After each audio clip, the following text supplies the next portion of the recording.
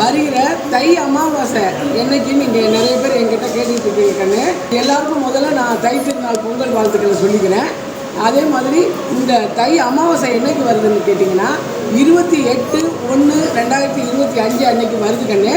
அமாவாசை கும்பப்படையல் பூஜை நேரம் பார்த்தீங்கன்னா 28/1/2025 இரவு 9 மணிலேருந்து 10 மணி வரைக்கும் நடைபெறும் கண்ணு. கும்பப்படையல் பூஜை முடிஞ்சது எல்லாருக்கும் பிரசாதம் கொடுப்பாங்க கண்ணு. பிரசாதம் எப்போ வரைக்கும் கொடுப்பாங்கன்னா 29/1/2025 இரவு 10 மணி வரைக்கும் எல்லாருக்கும் கொடுப்பாங்க கண்ணு.